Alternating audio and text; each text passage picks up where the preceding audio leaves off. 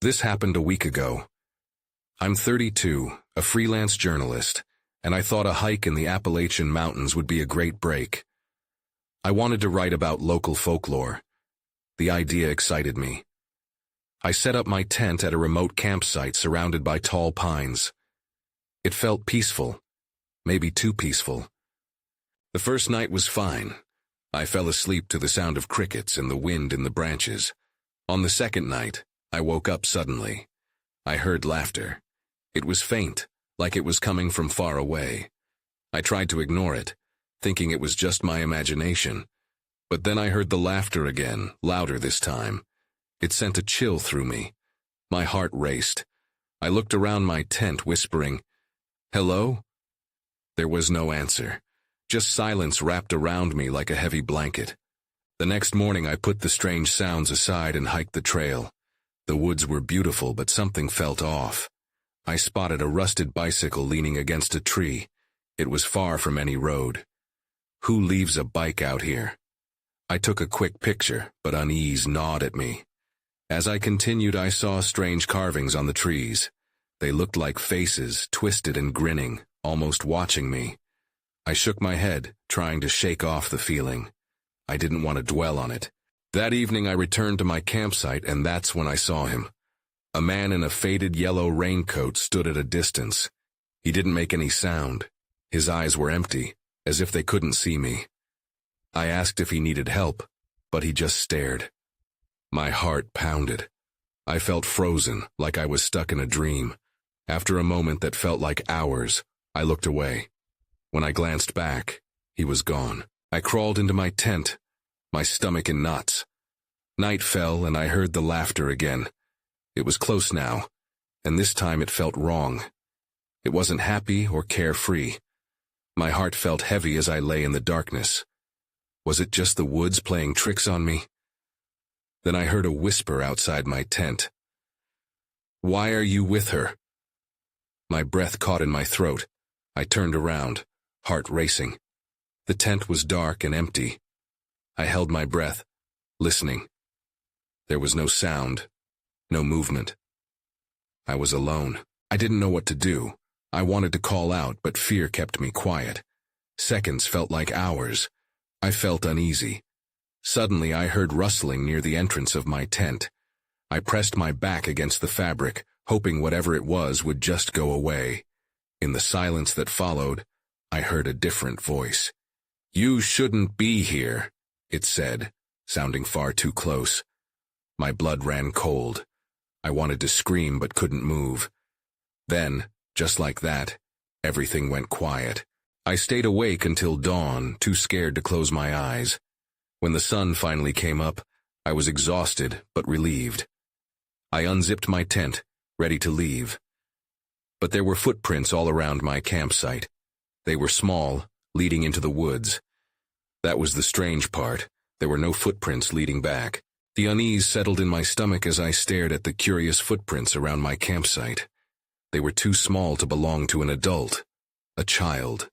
I felt my pulse quicken. Why were they leading into the woods and not back? I had heard whispers and laughter, but had there really been a child out there with me? I took a deep breath, trying to shake off the fear that clung to me. The sun was out, bright and warm, but I couldn't shake the feeling of dread. I packed my things quickly, eager to leave the campsite behind. The laughter rang in my ears, a haunting echo I couldn't escape. As I secured my tent, one last glance into the trees sent a shiver down my spine. I decided to follow the footprints into the woods, curiosity nudging me forward. Maybe I'd find answers. The forest felt different in the daylight, with sunlight filtering through the trees. Still, I maintained a cautious pace. Every rustle seemed amplified, and I became increasingly aware of my surroundings. It was too quiet. Besides the sound of my footsteps, I couldn't hear any birds or insects. As I moved deeper into the woods, the footprints became harder to track. They led me to a clearing, where the trees opened up to a patch of wildflowers dancing in the breeze. It was beautiful, but something felt off. The flowers looked vibrant against the dull, twisted trunks of the trees encircling the clearing. Then I saw it. A wooden doll, vaguely humanoid, nestled among the flowers. It was crudely carved and painted a cheerful shade of blue, the smile painted on its face disturbingly wide. I walked closer, a sense of dread creeping up my spine. It didn't belong there. Who leaves a doll in the woods? I picked it up, my fingers brushing against its rough surface. A chill ran through me as a soft giggle echoed through the trees, sending my heart racing. My instinct told me to drop the doll, to run back to my campsite, but my feet felt rooted to the ground. Then I heard a voice, soft and childlike. "She's pretty, isn't she?" I whipped around, scanning the trees for the source of the voice. There was no one there, but I caught a glimpse of yellow fabric out of the corner of my eye. The man in the raincoat. Panic flooded through me as I spun back to the doll. It was gone. My heart raced as I turned in circles, desperately searching the clearing. Where had it gone? Had it ever been there at all? The laughter returned, now surrounding me, swirling through the trees like a physical entity. I stumbled backward, feeling the panic climb. "Maybe you shouldn't play with her," the same voice whispered, closer now. I felt a force tugging at me, like a child pulling me deeper into the woods. I turned and ran, not looking back. The laughter morphed into a wailing cry as I dashed through the trees. I sprinted back toward the direction I came, breathless and terrified. My mind raced with questions. I didn't stop until I reached my campsite. I threw my gear into my backpack, desperate to put miles between me and the woods. As I turned to leave, I felt a sudden heaviness in the air, like someone was watching me. I hesitated, glancing over my shoulder. In the distance, I saw the man in the raincoat standing at the edge of the clearing, his eyes hollow, pointing toward the woods. I was frozen in fear. Whatever was out there was far from done with me. I took one last look before bolting down the path leading back to my car. My heart pounded in my chest as I raced down the path. The trees blurred past me, the sun barely piercing the canopy overhead. I could still hear the laughter echoing in my mind, relentless and mocking. Each quickened step felt like a countdown, urging me to escape, yet I couldn't shake the feeling that something was pursuing me. I stumbled through the brush, panic blurring my focus. My instincts kicked in. I could not let fear consume me. I needed to get to my car, but the path wound endlessly. The cries of the forest felt louder now, a chorus of whispers urging me to turn, to look back. But I couldn't. I wouldn't. After what felt like hours, I broke into a small clearing I hadn't noticed before. The ground here was littered with broken branches and tangled roots. I paused, breathless, scanning the area. No sign of the man or whatever had been hiding amongst the trees. For a moment I thought I might be safe. That's when I saw it. A scrap of yellow cloth caught on a nearby thicket. It fluttered gently like a small flag. I stepped closer, curiosity getting the better of me. When I reached out to grasp it, a chill ran through me. It was a strip from a raincoat, identical to the one worn by the figure. My stomach twisted as I thought about how close I had been to that man. What did he want? In that moment, the air shifted.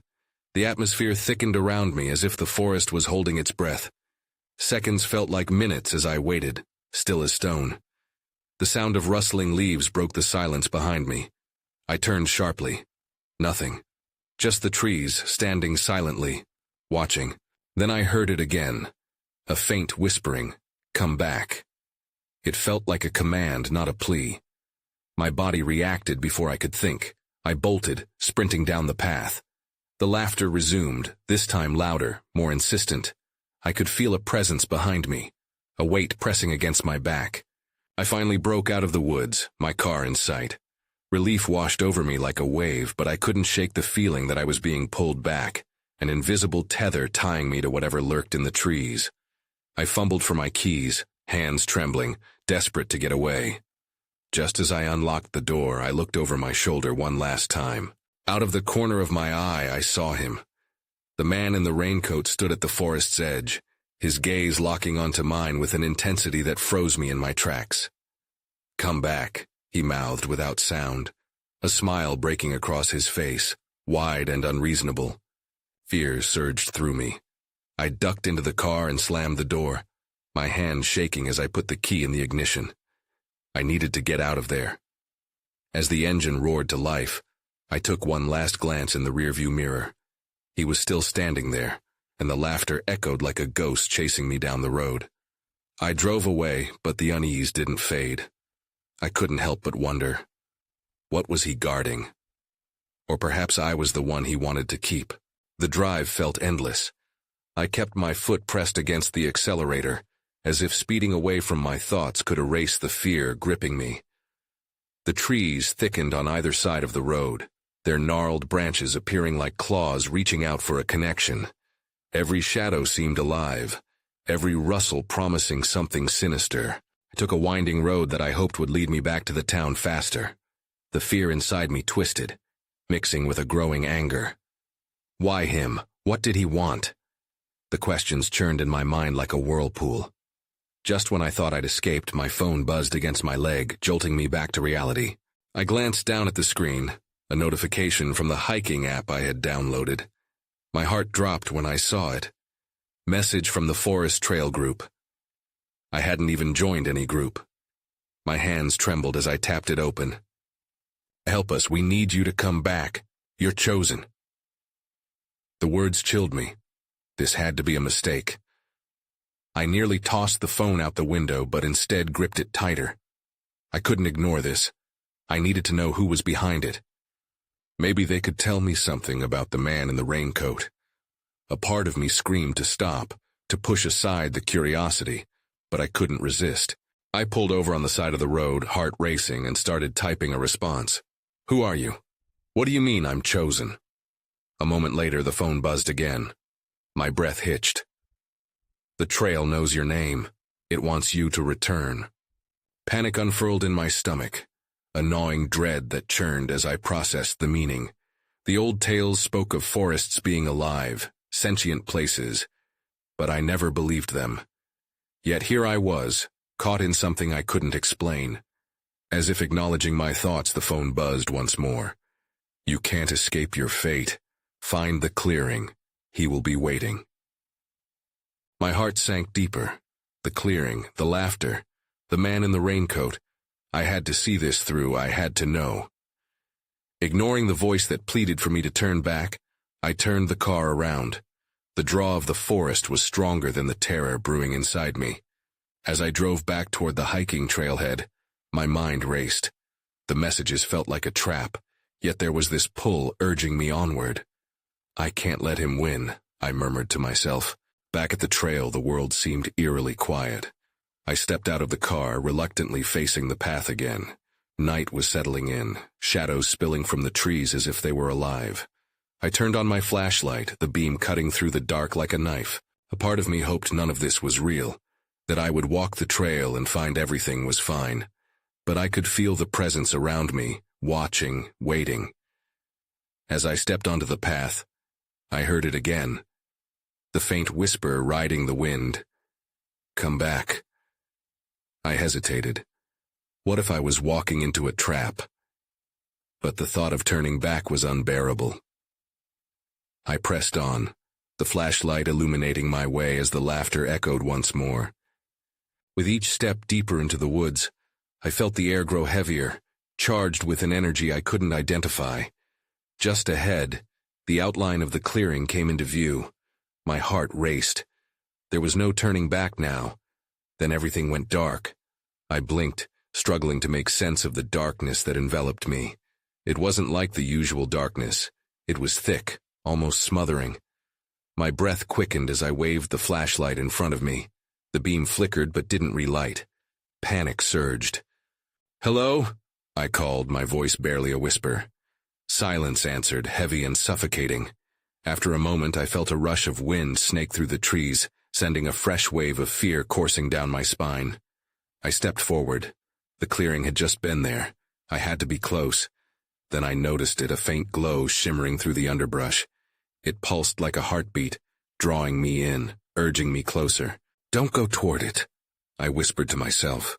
But the urgency inside me drowned out the warning. I cautiously moved toward the light, my heart hammering in my chest.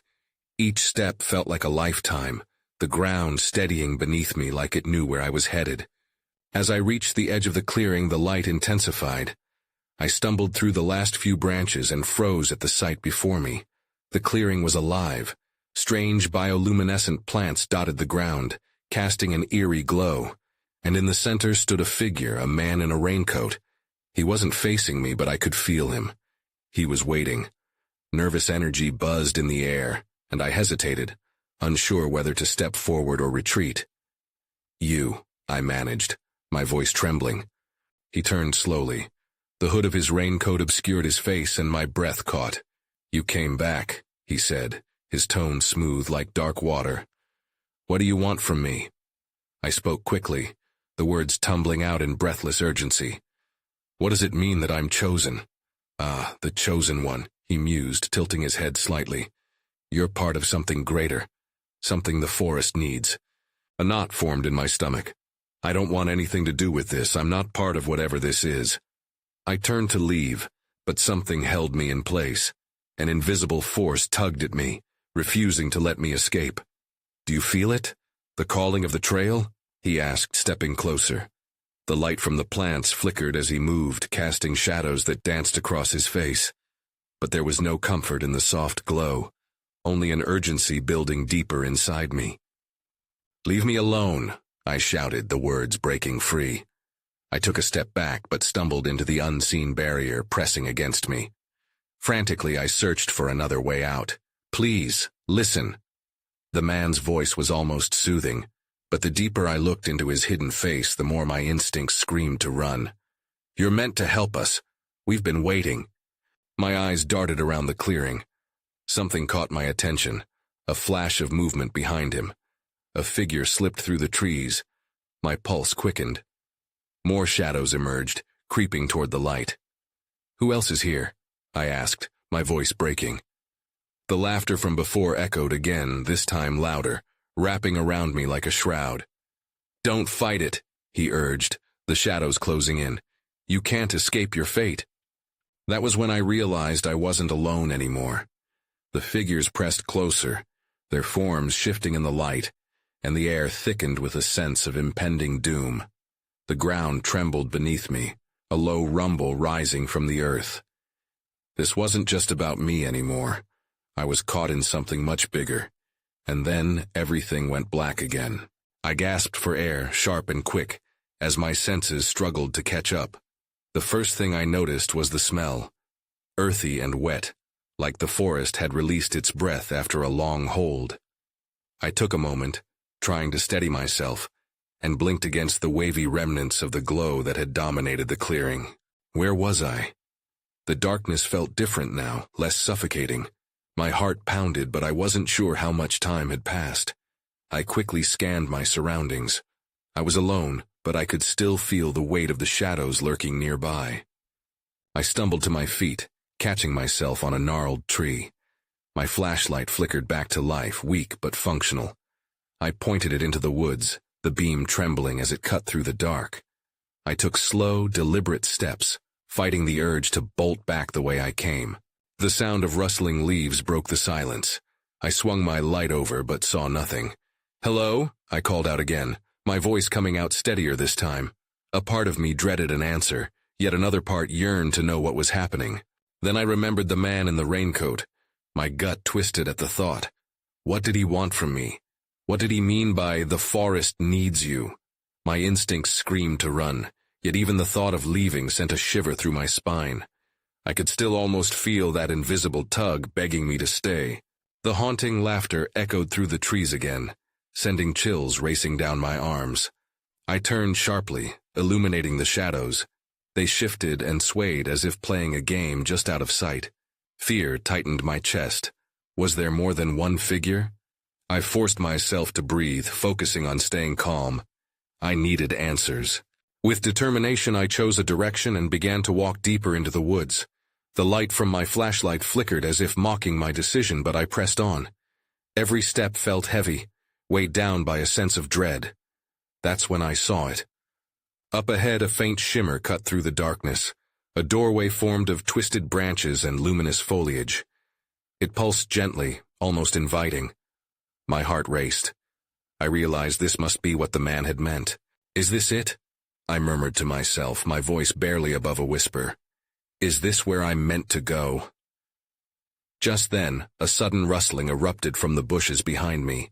I whipped around. My heart thundered as a figure emerged, partially hidden. It was a woman, pale as a ghost, her eyes wide with fear. "Run!" she gasped, her voice a desperate hiss. "They're coming!" Panic surged again as I caught a glimpse of movement behind her, shadows shifting closer. My pulse thudded in my ears, and for a split second, I didn't know what to do. Should I follow her? Should I head toward the shimmering doorway? "Wait!" I yelled, my mind racing as I took a step back. But then the darkness closed in around us, and the choice slipped from my grasp. With nowhere left to turn, I backed toward the doorway, feeling a strange pull again, desperate for answers. Whatever lay ahead, I knew I was going to have to face it. The moment I stepped back toward the doorway, the shimmering light felt like a lifeline. I caught another glance at the woman, her eyes pleading with me. "Please," she cried, clearly torn between fear and the urge to pull me away from whatever was coming. But I could feel the shadows closing in. There was no time to think. Stepping through the doorway felt both enticing and terrifying. I took a leap of faith, and in an instant, the world around me transformed. I found myself in a clearing, the air thick with an otherworldly glow.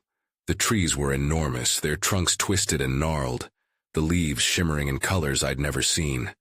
It felt enchanted, yet the unease in my stomach remained. I turned to see if the woman had followed, but the doorway was gone, swallowed by the surrounding forest. "Hello?" I called out, my voice echoing back at me. No answer. The silence pressed down and wrapped around me like a fog. I felt exposed, completely alone in this strange place. Suddenly I heard it again, the laughter, closer now, echoing in the beautifully grotesque landscape. My heart raced as I spun around, searching the area. Shadows danced at the corners of my vision, flickering as if they came alive with each breath I took. The ground beneath my feet felt different, almost alive. As I walked cautiously, the mud squished and pulsed, reminiscent of a heartbeat. "Why am I here?" I muttered to myself, questioning everything. That's when I noticed a figure in the distance. It was a tall silhouette standing unnaturally still. I squinted against the dim light to try to get a clearer view. My heart dropped when I recognized the tattered coat, the very same one worn by the man I encountered before.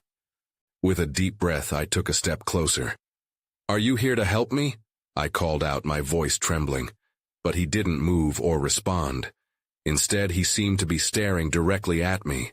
The tension felt electric, and the laughter rose again, echoing through the clearing, filling the air with something almost sinister. "Why am I here?" I shouted, anger mingling with fear. The only response was the oppressive silence, which felt heavier now. As I stood there, something flickered in the corner of my eye. I turned, catching sight of the woman again, her image barely there, like a ghost. "You can't trust him," she shouted, her voice barely audible over the laughter. "You must find the heart of the forest." "What's that?" I yelled back, trying to understand. But she was gone, melting back into the shadows as quickly as she had appeared. Panic clawed at me. The man remained still, and I was left with a daunting choice. Did I confront him, or search for this heart she mentioned?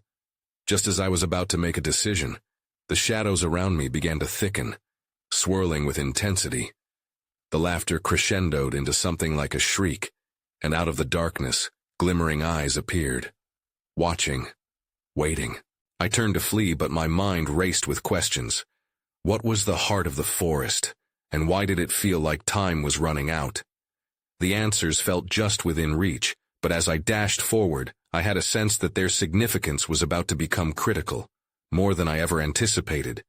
I plunged deeper into the forest, my heart pounding against my ribs. The laughter echoed behind me, distorting the air like an eerie song. I had no idea where I was going, but the thought of being caught by that man, or whatever he was, pushed me onward. Branches snapped underfoot, their jagged edges clawing at my clothes. The ground shifted and I stumbled, nearly losing my balance in the treacherous mud. I caught myself and kept running, propelled by instinct more than reason. Time was not on my side. Find the heart, I whispered, the woman's words looping in my mind like a mantra. But what did that even mean? What could a heart look like in a place like this? As I sprinted, I spotted a cluster of flowers ahead, glowing faintly in the dim light. They swayed without a breeze, radiating a strange, inviting energy. Curiosity illuminated my fear momentarily. I slowed down to examine them, crouching low to peer closer. That's when I saw it. Nestled among the petals was something that glimmered, a small stone shaped like a heart. My breath caught. Could this be what I was looking for? Carefully, I reached out to grasp it. As soon as my fingers brushed against the stone, the forest shuddered. A wave of energy washed over me like a shock of lightning, and visions flickered in my mind, images of the shadows, the man, and the woman. I saw what seemed like a battle, a flicker of light against encroaching darkness. I pulled my hand back, heart racing. What was that? It felt too overwhelming, too important to ignore. But before I could think through the implications, a cold chill swept through the clearing. The laughter faded, replaced by an unsettling silence that prickled my skin. I stood, still clutching the heart-shaped stone. The very air shifted and I could feel something approaching, like a weight pushing down on me from all directions. I turned slowly, wary of what might be lurking behind the trees. Then I heard it, whispering, barely audible but unmistakable. It wrapped around me, seductive and sinister. You cannot escape. He will find you. My pulse quickened. I whipped around, searching for the source. Shadows twisted and bent, forming shapes that felt alive. I wanted to bolt, but I couldn't leave the stone behind. It felt too vital to my survival. Gritting my teeth, I started to move deeper into the forest, hoping that whatever lay ahead would be better than what was behind me. I could no longer just run. I had to uncover the truth about this heart of the forest. After what felt like hours of navigating the surreal landscape, I stumbled upon a clearing, and my breath caught. In the center stood a massive tree, its bark glittering with tiny stars, branches extending like arms into the sky. The heart, I understood now, resided somewhere within. But as I approached, the shadows surged. The laughter returned, more chaotic this time. I spun around, realizing that I had attracted something unseen, something powerful. I need to know, I shouted into the fray. What do you want from me? The whispers grew louder. And then, from the depths of the dark, I saw him.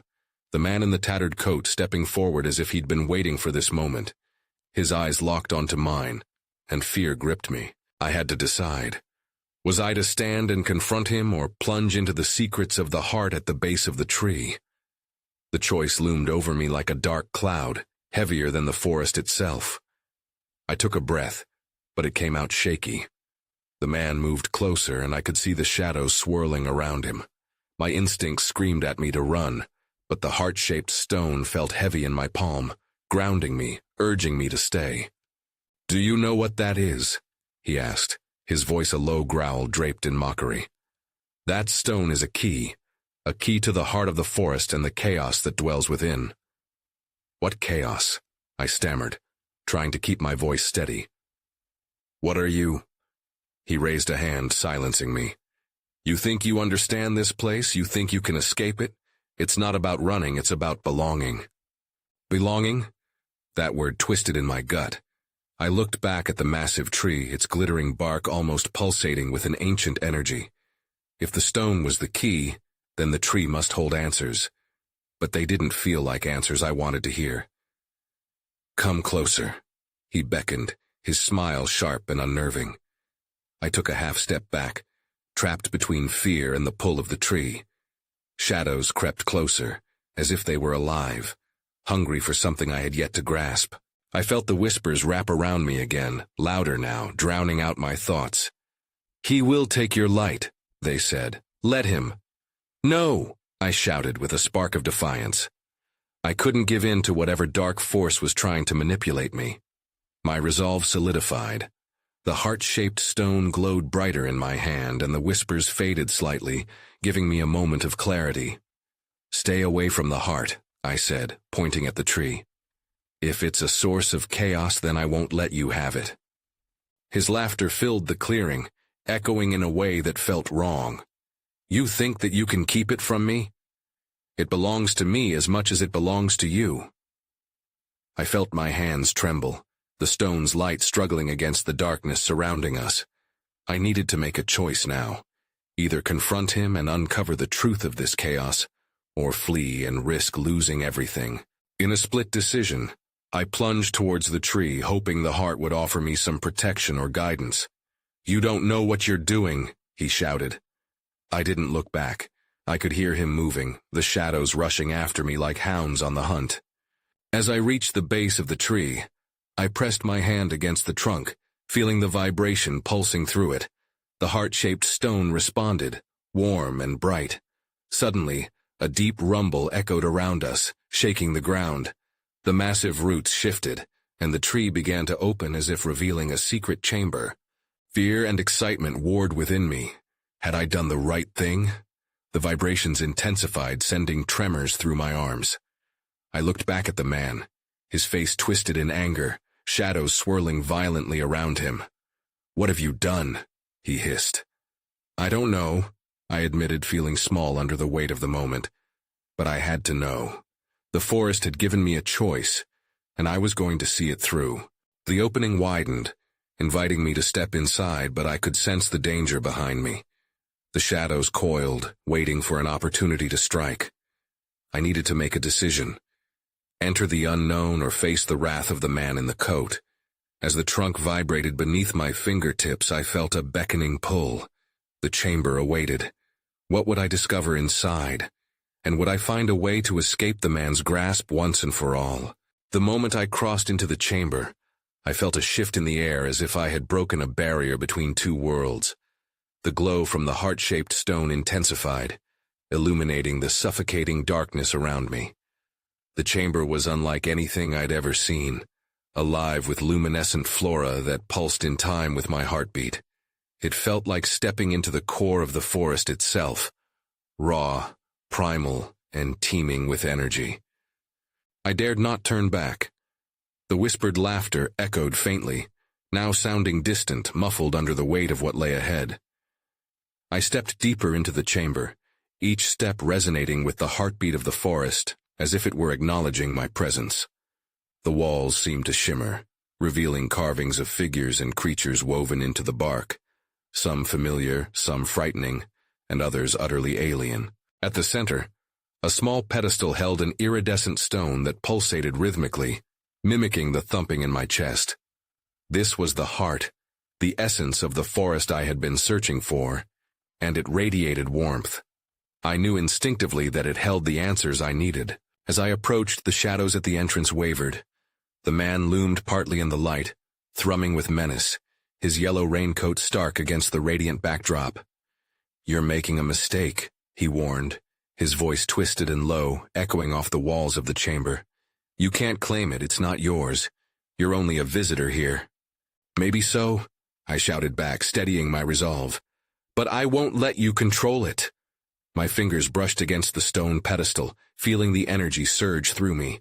I could see reflections of memories within the stone, children laughing, laughter that echoed in the woods, twisted faces carved into the trees, and the girl from before now lost in whispers. "Those aren't just memories," he sneered, his shadow growing larger as he stepped closer. "They are a part of this forest, a part of you if you choose." The sincerity dipped as if he were attempting to entice me, but I felt the truth of it in my bones. If they were pulling from my experiences, I wouldn't be ensnared by his darkness. With determination fueling my movements, I raised the heart-shaped stone above my head. "You don't own me or this place. I'm not your pawn." The stone reacted instinctively, bursting forth with a radiant energy that enveloped the chamber, mingling with the heart's glow. A low rumble echoed through the ground, shaking the very roots of the forest. Shadows recoiled, and for a fleeting moment I caught a twinkle of fear in his eyes. The light deepened, flooding every crevice of the chamber, pushing back against the encroaching darkness. "Stop!" he yelled, but the power surged higher. It became a tidal wave, and the shadows pulled back like a retreating tide. I could feel the ancient energy coiling, melding with the heart-shaped stone. "You'll regret this," he screamed, caught in the sweep as the shadows withdrew entirely into the depths of the forest. It was liberating, frightening, but entirely cathartic. The conflicting energies began to settle, coalescing into something harmonious, as I took a deep breath and soaked it all in.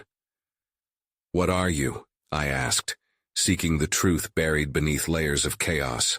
The heart responded, radiating warmth, a whispering breeze swirling around me. "I am the keeper of paths." A voice resonated within my mind, gentle and soothing. "I protect those who seek truth and understanding. You have chosen your path." The realization sank in. I wasn't alone anymore. The choices of the forest dwell within you, as they do for all who step gingerly on this land, it continued, a promise woven into the air. But there are those who wish to twist those choices, to steal their light for themselves. I stepped back, watching the chamber hum with a renewed life. I felt lighter, more connected. "And what happens now?" I asked as the heart pulsed in agreement. "You have the power to transform the fear into a conduit of energy, to choose light over darkness," it instructed, illuminating a path that spiraled upward like a staircase made of light. What lay beyond felt uncertain, much like the shadows that still loitered on the fringes of my consciousness.